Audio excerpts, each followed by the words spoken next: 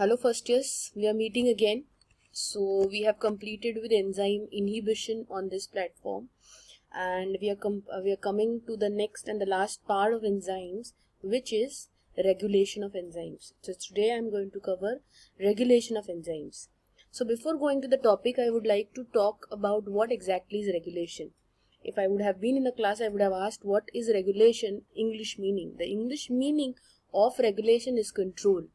And when and where and do we have this kind of regulation when we are there in our household? Absolutely, we use it. If I talk about a gas regulator, we use it when I'm talking about a fan regulator.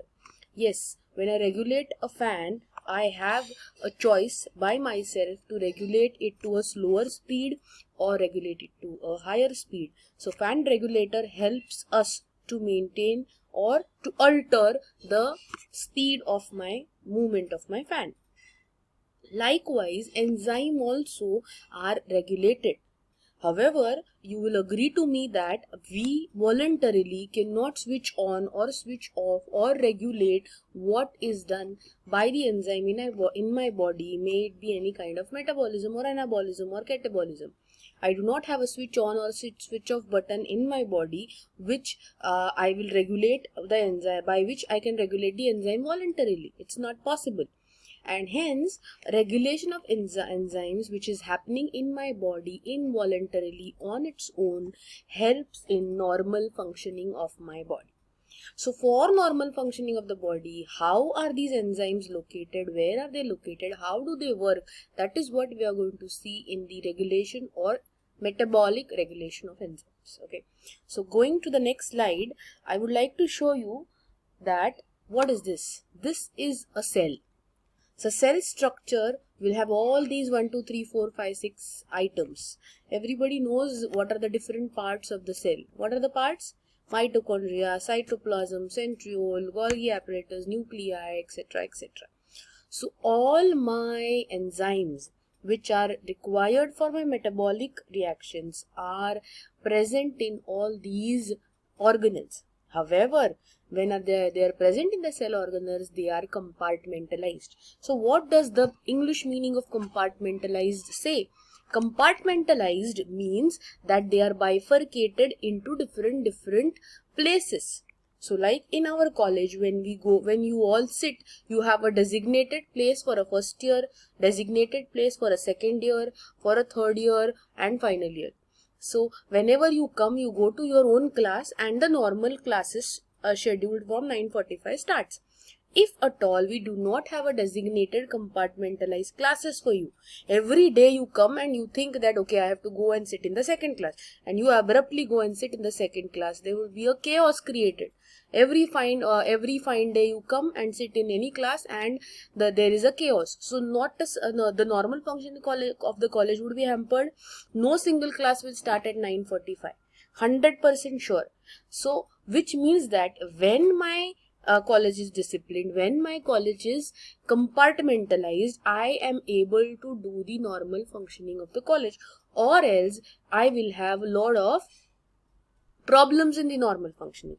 Similarly, my enzyme, if I take an example, lysosome as a compartment, I have all the protein and enzymes present in the lysosome inside it. So my cellular membrane, which is enclosing this enzyme, is said to be making one compartment. So all the enzymes are allowed to roam here and there. However, when they come out, they cannot come out due to the outer covering of the membrane. So these enzymes get closed into a setup of a compartment of a particular organelle. So few enzymes are present in cytoplasm, few in mitochondria, few in endoplasmic reticulum, few in lysosome, so on and so forth. So hopefully I have conveyed to you what do I mean by enzyme compartmentalization. Enzyme compartmentalization in a prokaryotic cell, which is a very primitive cell, is also done because there is only cytosol and a cell your plasma membrane. However, they did not have a cell membrane. When you go to eukaryotic cell, you have n number of organelles as displayed in the previous slide, and all the enzymes are compartmentalized or placed in all these organelles. Okay, so understanding it better, I know you have come across carbohydrate metabolism, and everybody knows by now what is glycolysis. So glycolysis is so I was talking about carbohydrate metabolism. Everyone by now have studied glycolysis. So everybody knows glycolysis is where glucose gets converted to a pyruvate. So this part is nothing but is a catabolism cycle reaction, there is a breakdown of glucose to pyruvate, whereas the other part is anabolism, where pyruvate can get converted to glucose. Everybody will agree to me that the glycolysis has few reversible reactions. What does reversible reaction means? One substrate can get converted to product, and the same enzyme can catalyze the product to getting converted to a substrate again. So if at all I have a reversible kind of a reaction present in glycolysis, then if the glucose which is converted to a pyruvate in a cell can again get converted to a glucose, which means glucose is getting converted to pyruvate and pyruvate is again getting converted to glucose. This can happen. However, it doesn't happen in my cell. Why does it doesn't happen in my cell? You will remember that my glycolysis was happening in cytosol. So the reactions from glucose to phosphoenol pyruvate happen in cytosol, whereas the last reaction, being irreversible, is happening in the mitochondrial matrix. So this mitochondrial matrix present pyruvate cannot enter the cytosol, and until and unless it doesn't enter the cytosol, the enzyme required to convert it to the glucose would not be available. So it has to take help of oxaloacetate and acetyl coenzyme A, convert to malate, and ultimately to PEP to give me an anabolizable cycle. If my enzymes present in mitochondria and cytosol would be present at one place, I will have catabolism and anabolism happening at the same place, leading to something called as futile substrate cycles.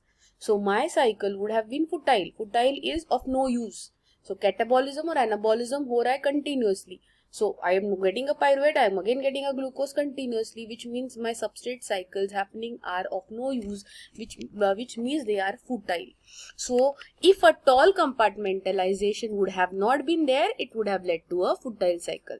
But we have in our body a good compartmentalization of enzymes, where few enzymes are present in cytosol, few enzymes are present in mitochondrial membranes, which help, again I say, in the normal functioning of my body. So you agree to me that regulation of the body is done by these enzymes. So I would like to show you what happens in this regulation, what exactly these enzymes do to my body. Okay. So these are the cells which are present in my body, which are continuously engineering something, continuously something or the other is going on in these cells. These cells take up the nutrients which we get from the food. You dare not literally eat the apple or a cheese present there, but the fat or the sucrose or a glucose or a carbohydrate monosaccharide coming out from these food items are processed by my cell and ultimately give me energy. What does this energy means? They convert it into ATP. And this ATP which is formed is used up in different cycles in my body, which is nothing but the metabolic pathways. So all these metabolic pathways, however, are guarded by or are being taken over continuously by enzymes. So enzymes are used in these metabolism pathway. So now we have to see what do these enzymes do. So these enzymes have, everybody knows this, an active site where the substrate goes and bind and gets converted into a product. So you can see a square substrate getting converted into a circular product, which means the entire structure of the substrate and product is different. And important to note here is that enzyme also has some another place or a cleft which is called as allosteric site. So I have two sites, active site and allosteric site, present in my enzyme.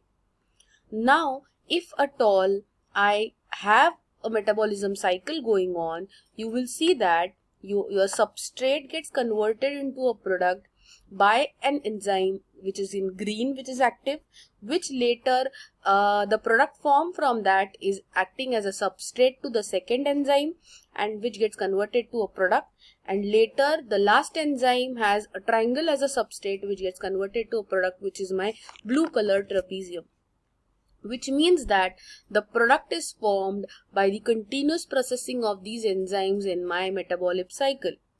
You will be curious to know that I have the trapezium product, which is seen here as this one, which I have pointed out on the PPT, has similar kind of a shape as that of my allosteric site on the active enzyme green one. So what happens is that my overproduction of the product leads to the attachment of this product to the allosteric site of the enzyme. Why is this occurring? This occurs especially due to the increased production of product, which means higher concentration of product leads to the product only going and getting attached or inhibiting the allosteric site of the active enzyme and inhibiting that enzyme. So you can see now, because of the attachment of that product to the allosteric site, the active E enzyme, which is green in color, has turned into an inactive enzyme which is gray in color. However, the metabolic cycle is going on and the product is formed. But because of the attachment of this and because the first enzyme has turned inactive, my concentration of the first product decreases, and ultimately the others also starts decreasing, and the metabolic cycle stops because my first enzyme is not working. And what happens due to that? Yes, due to that, you can see the P product, which is my trapezium blue color, is now in very low concentration because my metabolic cycle has stopped. Why has it stopped? Because there was a higher concentration. There was a higher concentration of this product which went and bound to the allosteric site and inhibited this enzyme, because of which I didn't had my metabolic cycle going on. So what happened in this? In this case, the product concentration has decreased. So you can see here there is a sharp decrease in the concentration of the product. Now when the product concentration decreases, my body tells, now please increase the product concentration. How will this happen? This happens by the detachment of this product which was there at the allosteric site. So you can see here this has detached from my inactive site, converting my inactive enzyme into the green colored active one, which again resumed my process of metabolic pathway, and again the concentration of product has increased. Okay, so I will stop here because I am running out of time. The next video will show you the continuity of this thing.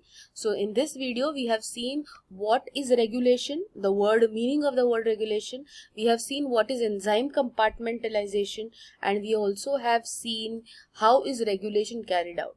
Okay. But lastly, it is important to know that where and how this regulation helps. It helps in complete harmony, making normal functioning of the body, which means harmony of my body, which means homeostasis, which happens by feedback mechanism. So I will tell you what is feedback mechanism in the next video. Thank you so much for patience.